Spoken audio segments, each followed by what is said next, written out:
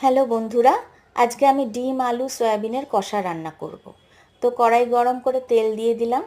আমি সাদা তেল দিয়েছি, আপনারা সর্ষের তেল দিতে পারেন। প্রথমে ডিমগুলো দিয়ে সামান্য নুন হলুদ দিয়ে আমি ডিমগুলো ভেজে নেব। ভালো করে লাল লাল করে আমি ডিমগুলো ভেজে নিচ্ছি। ভাজা হয়ে গেছে, এবার আমি ডিমগুলো একে একে তুলে নিচ্ছি। এরপর আমি আলুগুলো দিয়ে দিলাম। আলুগুলো আমি একটু লাল করে ভেজে নেব। আমি আর আলুতে নুন হলুদ দিলাম না, কারণ আগেই দেওয়া ছিল। আমার আলু ভাজা হয়ে গেছে, আমি আলুগুলো এবার তুলে নেব। এবার আমি আগে থেকে সেদ্ধ করে জল চিপে রাখা সয়াবিনগুলো তেলে দিয়ে দিলাম এবং সয়াবিনগুলো একটু লালচে রং হওয়া অবধি ভেজে নেব। আমার সয়াবিন ভাজা হয়ে গেছে, আমি সয়াবিনগুলো এবার তুলে নিচ্ছি।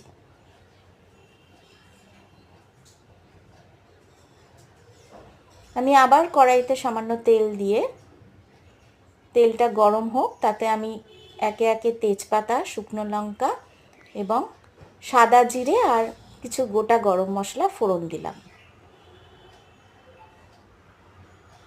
ফোড়নটা দেওয়ার পর কিছুক্ষণ নাড়াচাড়া করে আমি কেটে রাখা পেঁয়াজ কুচিগুলো তেলের মধ্যে দিয়ে দিচ্ছি। পেঁয়াজগুলো দিয়ে একটু অল্প নুন দিলাম। পেঁয়াজগুলো দিয়ে আমি লাল লাল করে ভেজে নিচ্ছি। এবার আমি আদা আর জিরে আর শুকনো লঙ্কা দিলাম আর টমেটো আর রসুনের পেস্টটা দিলাম। দিয়ে মশলাটা আমি এবার ভালো করে কষাব। তাতে নুন দিলাম, হলুদ দিলাম এবং কাশ্মীরি লঙ্কার গুঁড়ো দিলাম।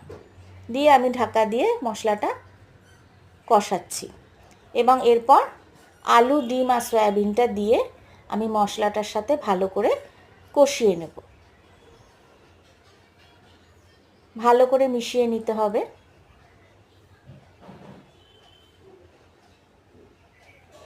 ভালো করে মিশিয়ে আমি ঢাকা দিয়ে দিলাম। এবারে আমার মশলাটা ভালো করে মেশানো হয়ে গেছে, এবার আমি জল দেব।